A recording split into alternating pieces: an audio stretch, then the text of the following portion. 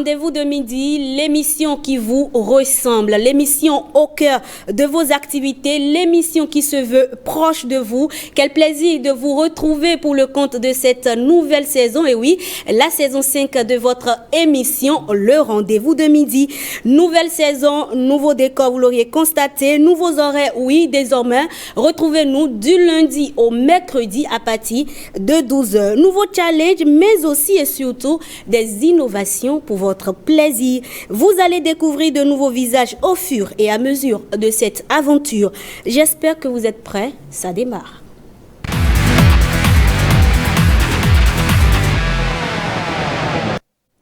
Coaching numérique, et oui, on ne change pas une équipe qui gagne. C'est votre rubrique qui s'intéresse au numérique, au digital et à la technologie. Ce midi, je vous propose de parler de l'impact social des médias sociaux. On en discute, oui, avec notre digitaliste, Bénédicte Lovy. Bonjour. Bonjour Madame Rebecca. Comment Bonjour, vous allez? Je vais bien chez vous. Ça fait plaisir de vous retrouver pour le compte de cette saison. Ah oui, plaisir partagé.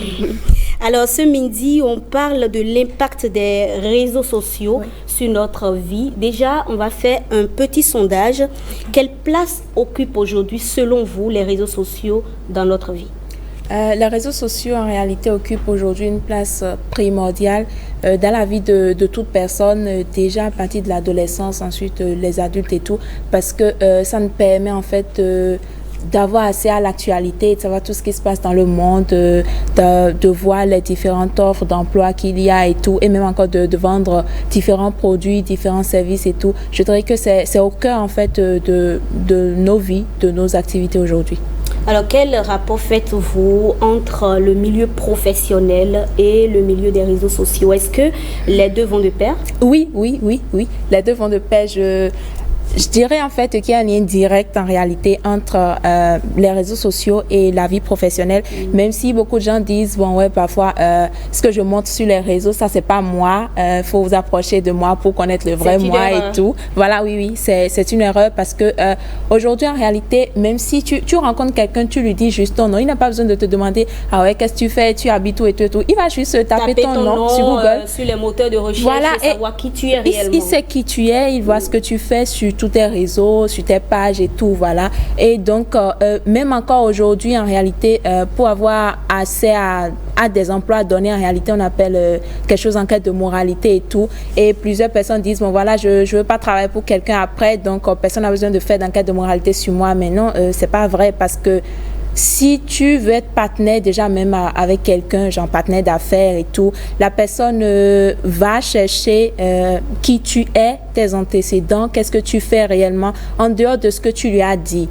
Et dans ce cas-là, tu ne vas pas dire, bon voilà, ne va pas voir sur mes pages, mais voilà, viens, on aura un rendez-vous, je vais te parler de moi. Je m'amuse juste. Voilà. C'est là on parlera de la e-réputation. Oui, c'est ça. Qui est aussi très, très important. C'est très important. C'est très important. Alors, s'exposer sur les réseaux sociaux, est-ce que cela voudra dire que c'est beaucoup plus une menace qu'une opportunité?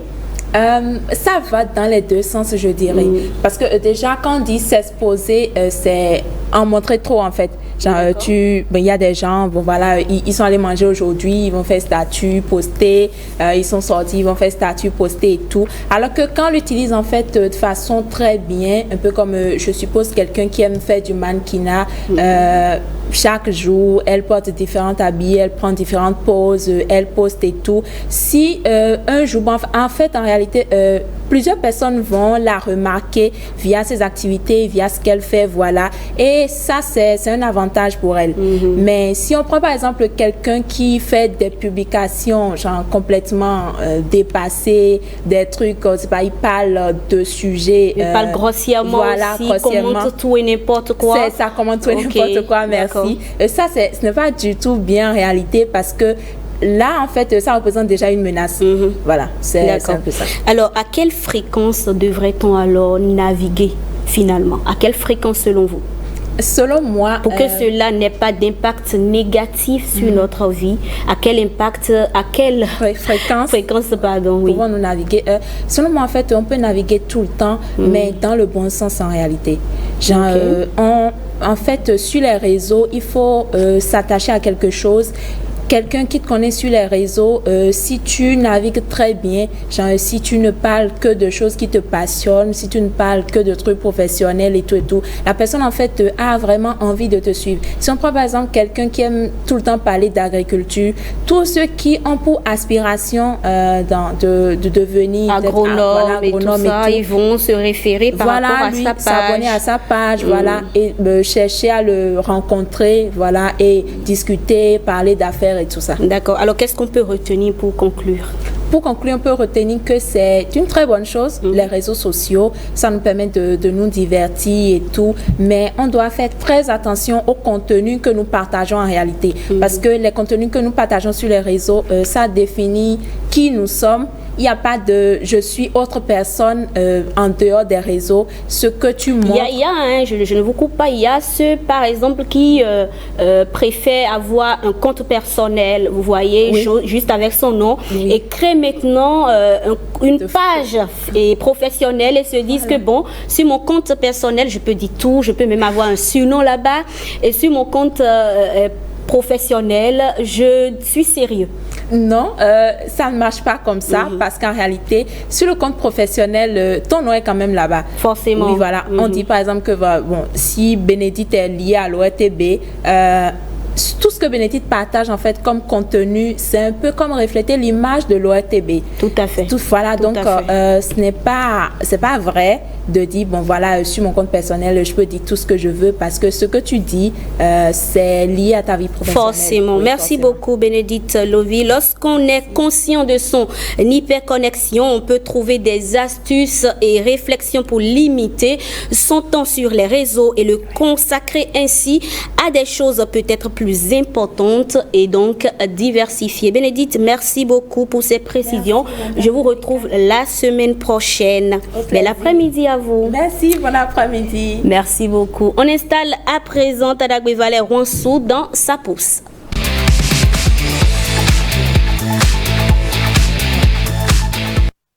Tadagwe Valère Ronsou, bonjour. Bonjour Rebecca, bonjour chers amis téléspectateurs. J'espère que vous allez bien. On vous retrouve pour le compte de cette nouvelle saison et aujourd'hui on répond à cette question.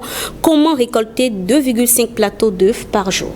Alors, chers amis téléspectateurs... L'essentiel à retenir. Non, il n'y a pas de souci. Tu m'as donné 7 minutes, n'est-ce pas? Oui. Alors, chers amis téléspectateurs, aujourd'hui, nous voyons partout que les jeunes sont en train de faire la promotion de l'agriculture et on dit aujourd'hui, si on veut s'en sortir de la précarité, de la galère en Afrique, on doit laisser la cybercriminalité aller vers l'agriculture et pas même la vision du chef de l'État qui consiste en 2024 à stopper l'importation de la volaille. Ceci étant rappelé, ça dit que vraiment la volaille a beaucoup de beaux jours devant. Et donc c'est dans ce cadre-là que je me suis vraiment inspiré de ce que nous faisons en Grand Champ et de pouvoir aider les Béninois qui n'ont pas beaucoup de moyens pour avoir une grande superficie pour pouvoir faire les pondeuses. Et donc, j'ai réfléchi à une solution qui consiste à faire 3 étages superposés de 2,39 mètres carrés et on va disposer par étage 30 pondeuses, 30 poules pondeuses et ces 30 poules pondeuses vont donner théoriquement un plateau d'œufs par jour. Mais dans la vraie vie, les 30 poules pondeuses ne vont pas pondre les œufs le même jour. Alors, je vous explique le procédé.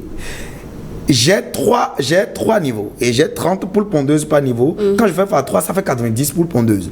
Les 90 poules pondeuses doivent me donner normalement 90 œufs de table par jour si je les entretiens pendant 6 mois. Donc, il faut donner la provende aux poules pondeuses, c'est-à-dire les petits, les sujets, de les pousser d'un jour pendant 6 mois. Ça peut être une variété X ou bien une espèce Y. Donc, je les nourris pendant 6 mois et après 6 mois, ces sujets vont pondre des œufs pendant 1 an. Et après 1 an, ils deviennent des reformés. Les reformés, c'est-à-dire quand la fête vient, on va maintenant les abattre pour manger. Et donc, quand je fais ça, avec l'aide de la régie, on va voir tout ça en image, tout ce que vous êtes en train de décrire là par rapport aux œufs. Oui, oui, vous pouvez continuer. Et donc, quand j'ai réfléchi, j'ai dit, mais tiens, si on fait le même procédé qu'on fait en grandeur nature à la maison, donc j'ai 2 mètres carrés ou bien 3 mètres carrés de coin quelque part, je prends ce dispositif-là qui est amovible, que n'importe quel menuisier béninois peut réaliser. Il ne s'agit pas d'une publicité ici. Et puis, je mets le truc dans mon coin et ça peut me générer, après tous les calculs, 2,5 plateaux d'œufs par jour pendant 1 an. sans erreur, si je respecte ce qu'on appelle la prophylaxie, si je respecte leur alimentation et je respecte l'hygiène autour des sujets. D'accord. Alors, tout ceci peut revenir à combien? Estimation pour celui qui souhaite le faire à la maison. Alors, pour celui qui souhaite le faire, s'il doit le faire avec un menuisier de son quartier, le dispositif, le bâtiment d'élevage avec les bâches pour les protéger contre les pluies et tout, au plus 200 000 francs CFA, il a le dispositif, ok? Maintenant, il va acheter abreuvoir à 1500, mangeoire à 1500 et seringue à 200 francs et c'est fini. Le reste maintenant, il pourra jongler dans la vraie vie. Parce que si je lui dis maintenant d'acheter peut-être 200 000 francs de provende, ça va lui coûter cher. Mais s'il se dit, moi je fais une tontine de 500 francs par jour, et cette tontine-là, c'est pour donner à manger à mes sujets, il pourra s'en sortir sans difficulté. Et au bout de 6 mois, et là, il ne souffre plus du tout. Donc c'est 2,5 plateaux d'œufs qu'il va récolter pendant 1 an. Et s'il fait un abonnement auprès d'une petite cafette avec les babas là, il pourra livrer 2,5 plateaux d'œufs tout en étant journaliste à la télévision nationale, tout en étant commissaire, tout en étant policier, tout en étant douanier, tout en étant tout ce qu'on veut, professeur à l'université. Donc je crois qu'on doit en profiter. Et encore, le jackpot qu'il y a dans ça, c'est les déjections de ces animaux-là. La viande de volaille aujourd'hui, le sac de 50 kilos est autour de 2000 francs CFA. Et je peux avoir en l'espace d'une semaine 3 sacs de viande de volaille avec ce système que je viens de mettre sur place. Et ce système, l'utilisateur peut l'avoir chez lui pendant des années, hein, n'est-ce pas? Bien sûr, il peut l'avoir chez lui pendant des années. Et s'il y a des problèmes, il peut corriger avec son menuisier. Merci beaucoup, Taragwe Valère Wansou, pour ces précisions avec vous. On venait tout juste de parler de comment récolter 2,5 plateaux d'œufs par jour. Merci beaucoup. On vous retrouve la semaine prochaine. Avec grand plaisir. Bel après-midi à vous. À vous pareillement. Il est l'heure d'installer le débat.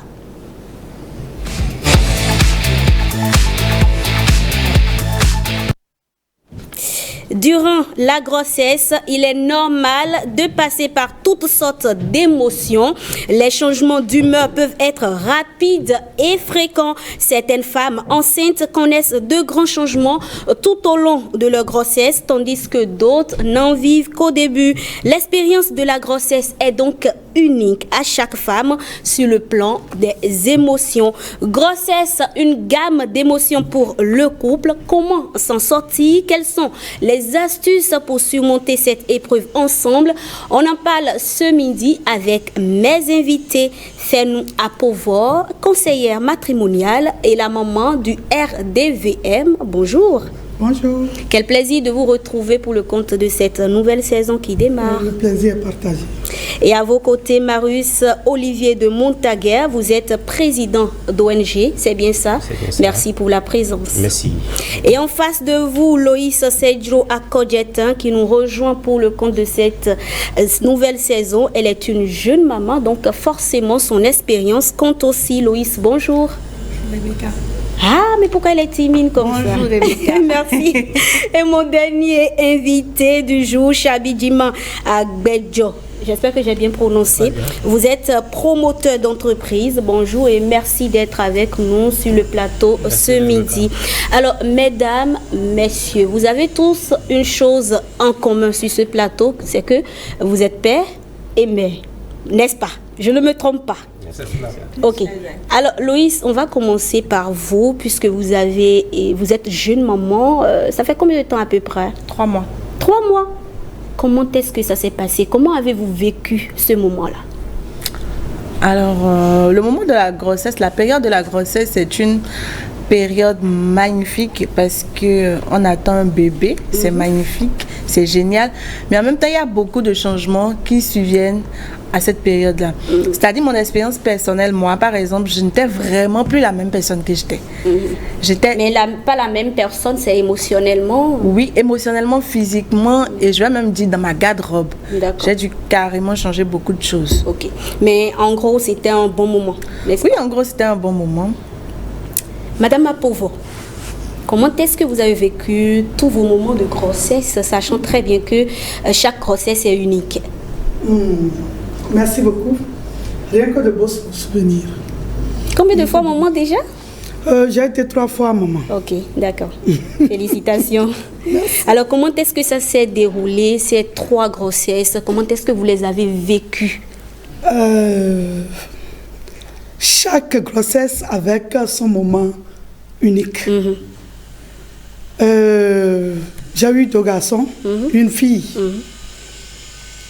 La grossesse des 2 garçons n'était pas comme pour celle de la fille. Je disais tantôt, avec la grossesse de la fille, j'avais plus envie d'être dans les bras de mon mari. J'avais plus envie des câlins. Est-ce que c'est lié Par contre, au cours des grossesses des 2 autres garçons, c'était pas pareil. Est-ce que c'est lié au fait aussi que les filles, enfin la femme généralement est douce? Bon, je peux peut-être lier les choses. Sinon, c'est ce que j'ai réellement ressenti. D'accord. J'avais plus besoin d'être avec monsieur. Et puis, il y avait aussi beaucoup de câlins que je recevais. Mais bon, en tout cas, monsieur était là, il répondait. Il avait joué son rôle à l'époque. D'accord. Alors, comment est-ce que le futur père devrait se sentir quand il apprend qu'il veut être père? Bon, cela dépend. Ça dépend effectivement parce que le futur père, des fois, il se sent un peu écarté. Parce que la mère qui est enceinte, elle est plus enclin elle est plus regardante par rapport à ce qu'elle a comme état, nouvel état. Et le père se sent un peu écarté. Voyez-vous, donc quitte au père maintenant et de savoir comment aller vers elle, comment discuter, parce que beaucoup plus il faut discuter. Il faut discuter parce que, comme l'a dit la dame tantôt, il y a beaucoup plus d'émotions, beaucoup plus de changements physiologiques et puis elle est inquiète. Alors cette inquiétude relève de ce que c'est un état second qu'elle développe. Donc le père forcément doit être beaucoup plus attentif.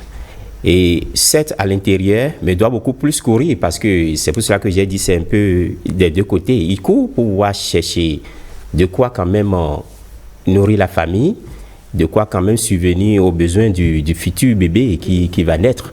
Donc il est beaucoup plus partagé. C'est difficile pour le père, mais c'est un moment merveilleux quand même. D'accord. Alors, monsieur de Montaguet disait tout à l'heure que c'est un moment où le père se sent écarté. Est-ce que vous partagez cet avis, monsieur Djima? Je dirais non. Je dirais non parce que dans un premier temps, vous devez être très très proche de votre femme et vous devez communiquer avec votre femme. C'est vrai que pour certaines grossesses, il y a des moments naturels où la femme ne peut pas être ce qu'elle était avant la grossesse. Je donne l'exemple des menaces sur la grossesse où, par exemple, la femme qui pense qu'il y a de la menace sur sa grossesse est parfois irritée et ne fait pas tous les débats. Donc ça ne veut pas dire qu'elle rejette son homme. De l'autre côté aussi, ce qui est des responsabilités conjugales, vous allez penser qu'elle vous a mis à l'écart, mais c'est pour le bonheur de la grossesse. D'accord. Alors, Madame Apovo, on a commencé par parler de ces changements, mais ces changements sont liés à l'émotion de la femme pendant cette grossesse-là. Émotion, est-ce que vous pensez que pendant que la femme est enceinte et qu'elle pense à beaucoup de choses, elle ressent beaucoup de choses, est-ce que ces émotions peuvent impacter négativement le couple? Je dirais oui. Dans quel sens? Je dirais oui et non. D'accord. Si au cours de la grossesse, la femme est bien chouchoutée, la femme est bien câlinée, parce que je pèse mes mots, je sais ce que je mets dans chouchouter et dans câliner, parce que la femme a plus besoin d'attention de son homme. Lorsqu'elle reçoit beaucoup d'amour, lorsqu'elle reçoit beaucoup d'attention, je pense que le problème ne se pose pas. Puisque c'est l'état d'âme de la maman que le bébé ressent. Si la maman est inquiète, si elle est malheureuse, si elle est maltraitée, mais le bébé aussi ressent les mêmes choses. D'accord. Nous le sentons en tant que mère. Parfois, quand il y a la joie autour de nous, le bébé aussi nous envoie des signaux pour nous dire qu'il est en joie. Mais lorsqu'on pleure tout le temps, parce qu'il y a des mamans, des femmes enceintes qui tout le temps ne font que pleurer, ça dépend aussi des conditions dans lesquelles elle est tombée enceinte. Donc, le fait de pleurer tout le temps, le bébé sera malade. Le bébé, il sera né. Lorsqu'on le mettra au monde, il sera un bébé névrosé. Comme ça, maman, oui. D'accord, parce que c'est ce qu'il a ressenti. C'est des bébés qui ne dorment pas, puisque la maman n'a pas dormi. Elle a passé tout son temps à être stressée. D'accord. Donc le bébé naît avec ces genres de problèmes que nous venons d'énumérer de part et d'autre. Loïs, est-ce que vous avez parlé tout à l'heure de changement physique, changement émotionnel, changement aussi dans la routine de l'acte sexuel avec votre partenaire? Bien sûr, parce que les phases de grossesse sont différentes. Je crois surtout qu'au premier trimestre, c'est plus compliqué parce que là, c'est une grossesse naissante. Je me rappelle même qu'il y a le gynéco qui disait de faire attention. De ne pas aller au sexe? Non, pas de ne pas aller au sexe, mais vraiment de ne pas y mettre toute l'intensité habituelle. Ah ok, donc vous pouvez aller au sexe, mais pas avec... Pardon? D'activité modérée. Modérée. D'accord.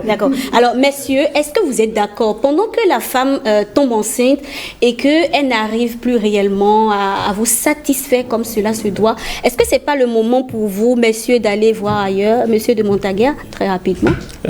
Non, enfin, aller voir ailleurs, non. En fait, au cours de la grossesse, la femme développe certaines hormones, voyez-vous, qui la changent de façon, je vais dire, de façon complète. Et elle est vraiment irritée, et elle s'énerve très vite. Ouais, donc, il revient à l'homme de l'accompagner, comme je l'ai dit tantôt, mais aller voir ailleurs, non, pas du tout. C'est vrai que la fréquence sexuelle n'est plus ce qu'elle était, mais c'est à un rythme modéré. Et comme elle a eu à le dire, les 3 premiers mois, c'est le moment où la femme tout le temps irritée, tout le temps nerveuse. Donc, mais après cette étape passée, lorsqu'on rentre dans le 2e trimestre, je crois. C'est fini, elle-même, oui, c'est fini, oui, parce que le 2e trimestre, non, pas vraiment ça, mais le 2e trimestre, elle est plus confiante, parce qu'il y a une perte de confiance. Puisque pour toute grossesse, le début, c'est toujours un choc pour le couple. Voyez-vous, donc le couple s'en accommode, et 2e trimestre, c'est bon, tout le monde se sent à l'aise. Maintenant, on prépare un peu, l'arrivée de l'enfant. Voilà. Monsieur Djiman, parlons à présent des comportements irresponsables de certains hommes face à l'annonce ou même pendant la grossesse. Qu'est-ce que vous avez à dire? Il y a des hommes qui fuient carrément la maison sous prétexte que ma femme, elle est enceinte, elle crache partout, non, j'ai pas envie de voir, sachant très bien qu'elle n'a pas eu à poser l'acte seule. Vous savez, ça peut faire pleurer, parce que si la grossesse est préparée, je ne pense pas que l'homme puisse avoir cette réaction. Mais parfois la grossesse est préparée, Madame Apovo, n'est-ce pas? Parfois la grossesse est désirée et pourtant l'homme a ce type de comportement. Oui, la grossesse peut être désirée sans que l'homme n'ait pas la maturité, préparée mentalement. Vous voyez, et on ne va pas les en vouloir. Ça dépend de comment chacun de nous est éduqué. Parce que lorsque vous avez vu votre maman peut-être dans ces conditions, si peut-être vous avez eu un petit frère ou bien quelqu'un après, vous allez sentir forcément que votre maman s'est comportée comme ça. Donc, vous ne pouvez pas rejeter votre femme parce qu'elle est dans ces conditions. Vous devez la comprendre. Donc, il faut peut-être éduquer les gens à ça. Malheureusement, les temps qui courent ne sont plus à ça. Chacun se met ensemble, on va au sexe, ça donne de la grossesse. Sinon, ce n'est pas de la faute de la femme si elle fait ça. Madame l'a dit tout à l'heure, c'est des étapes. Et à un moment donné, tout ça va disparaître. Monsieur Jim dit que ce n'est pas forcément à cause de l'homme, peut-être qu'il n'est pas préparé mentalement. Mais j'ai envie de vous demander, quand une femme et un homme se mettent ensemble et qu'ils sont d'accord, ils entament l'acte sexuel, on est d'accord que la finalité, c'est soit on a un enfant, soit on n'a pas un enfant. N'est-ce pas, Madame Apovo? C'est une question très délicate. Quand une femme responsable et un homme responsable se mettent ensemble, ce n'est pas tout le temps pour faire des enfants. Ça, il faudrait que nous soyons catégoriques sur ce plan-là. Mais dans ce cas, ça fait partie des bases établies. Voilà. Monsieur qui est en face de moi parlait de ça. Ça fait partie des éducations dès la base. Il faut éduquer nos jeunes filles aujourd'hui qu'il ne faut pas aller au sexe parce qu'on a envie de le faire. Il ne faut pas aller au sexe parce que le monsieur là, je le désire. Il faudrait que je lui fasse un enfant coûte que coûte. Ça amène des situations indésirables où le monsieur devient responsable. Où le monsieur n'a pas envie de venir vous voir au cours de la grossesse parce que ça n'a pas été bien préparé. D'accord. Je pense que la grossesse dont nous parlons sur ce plateau, c'est une grossesse planifiée, une grossesse désirée. Voilà le mot. Les grossesses non désirées, c'est beaucoup de dégâts. Et puis ce n'est pas bien. Là, nous allons mal juger les hommes. Nous allons aussi mal juger les femmes parce que l'homme va dire, vous venez de poser une question formidable. On va au CES, c'est pour faire des enfants. Non, non, non. Il faudrait que nous travaillions la tête de nos jeunes filles aujourd'hui. Comprendre qu'aller au CES n'est pas forcément égal à avoir des enfants après. Il faut être préparé à la chose. Il faut des préalables. Sinon, vous vous rendez malade et vous rendez malade le bébé qui vient, l'innocent, qui n'a pas demandé à naître. Monsieur de Montaguer, est-ce que vous pensez, vous êtes, je suppose que vous êtes d'avis avec tout ce qu'on a entendu tout à l'heure, est-ce que vous pensez que les femmes exagèrent parfois dans leurs émotions au cours de la grossesse? Est-ce que vous pensez qu'elles exagèrent parfois? Bon, mais avant, je voudrais revenir sur ce que madame a dit tantôt en parlant de ce que... Et quand on va au mariage, c'est pas forcément pour avoir des enfants. Moi, je pense que c'est le but primordial, c'est pour avoir des enfants. C'est ça. Oui, c'est pour avoir des enfants, parce qu'il faut la procréation, d'accord? Et nous n'allons pas verser dans ce que, bon, nous voyons sous d'autres cieux où on va en mariage et pour ne pas avoir d'enfants. C'est ça qui fait que nous connaissons aujourd'hui ce que l'Europe connaît et le système des gays et autres, d'accord? Donc nous gens africains, l'homosexualité, non, nous gens africains, nous, il faut changer ce paradigme-là et savoir que pour aller, lorsque vous allez au mariage, c'est pour avoir d'enfants. Alors, la femme exagère, je ne pense pas, mais des fois, il y a des femmes très capricieuses, d'accord, qui développent encore plus le caprice. D'accord, au cours de la grossesse. Au cours de la grossesse, moi, si je prends l'exemple de mon couple, bon, c'est pas que madame développe des caprices, mais elle a toujours dit que le meilleur moment de son couple, c'est quand elle tombe enceinte. Parce qu'elle est beaucoup plus chouchoutée. Je me rappelle souvent un de mes cousins qui... Une fois qu'elle est enceinte, il vient à la maison, il dit Bridel, Madame Bridel, parce que elle affectionne le lait Bridel, surtout quand elle est enceinte. Donc, c'est des caprices qu'elle développe beaucoup plus, mais irritables, je ne pense pas. C'est vrai, il y a des hommes, comme mes prédécesseurs l'ont dit, qui, lorsqu'ils ne sont pas bien préparés, ils sont irrités. Par rapport à cet état second que la femme développe au cours de la grossesse. Donc, ils sont irrités, donc il faut les préparer. C'est des couples qui sont des couples naissants. Mais lorsque vous passez au premier enfant, deuxième, bon, il y a déjà l'habitude et on se conforte, on comprend déjà. Donc, il faut préparer, comme on le dit, il faut préparer cette étape-là pour pouvoir la franchir au mieux afin que les deux puissent être en phase. Parce que cela, il revêt de ce que l'éducation de l'enfant commence déjà par là, parce que c'est un fœtus qui ressent tout ce que nous vivons dans l'environnement. D'accord. Voilà. Alors, messieurs, mesdames, que faut-il faire alors en guise de conclusion? En même temps, ce serait le dernier tour de table. Quels sont alors les comportements à adopter dans le couple pour que la grossesse se déroule dans de bonnes conditions? Je commence par vous, monsieur Djima. Merci, Rebecca. Je crois que Madame Apovo l'a dit, il faudrait que si on veut aller au CES, qu'on sache qu'on va au CES pour le plaisir. Et non pour avoir d'enfants. Et qu'à partir d'un moment donné, on va au CES pour faire d'enfants. D'accord. Et pendant ce temps, que chacun sache que c'est un moment de turbulence. J'allais même dire, quand madame parlait d'attention et autres, pour moi, le temps de grossesse est un moment de guerre. Et un moment de... est un moment de guerre. De guerre. C'est-à-dire que l'homme doit courir pour chercher de l'argent. Au plan spirituel, doit pouvoir répondre aussi. Donc c'est un moment de guerre. Et en ce moment, vous allez constater que la demande de câlin pour certains hommes, ils ne répondent pas positivement. Mais en ce moment, si vous avez déjà parlé et que vous savez que, bon, nous allons en guerre, chacun de nous affûte ses armes. Pendant que tu as besoin de câlin, tu sais à quel moment tu peux demander. Parce que monsieur est peut-être parti, n'est pas revenu avec le butin, il a les yeux rouges. Il ne faut pas trop demander. D'accord. Vous voyez, toi-même tu sais que, bon, nous avons fait notre plaisir pendant un moment. À partir de tel instant, nous allons au CES pour faire d'enfants.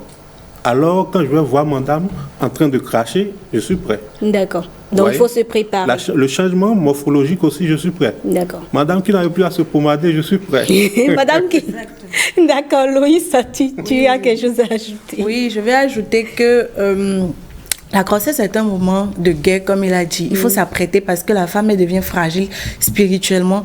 Il faut prier et aussi, il faut accepter tous les changements qui vont se présenter. Parce que parfois, sincèrement, pour mon expérience, on n'est pas vraiment apprêté. Je pense que, comme maman l'a dit, il faut beaucoup plus éduquer même les personnes qui ont voulu avoir d'enfants sur tous les changements qu'il va y avoir au cours de la grossesse.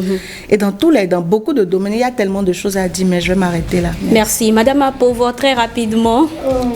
Très rapidement, je vais dire, aller au mariage pour faire des enfants est différent d'aller au sexe pour faire des enfants. D'accord. Maintenant, pour conclure, je dirais que l'homme porte l'enfant dans sa tête et la femme porte l'enfant dans son ventre. D'accord. Donc, les deux sont enceintes, mais différemment. Différemment. Oui. Et il faut surtout la communication, c'est ce qu'on va dire pour conclure, n'est-ce pas? Vous l'aurez compris. Merci à vous, chers amis, pour ce partage d'idées, pour ce partage d'expériences.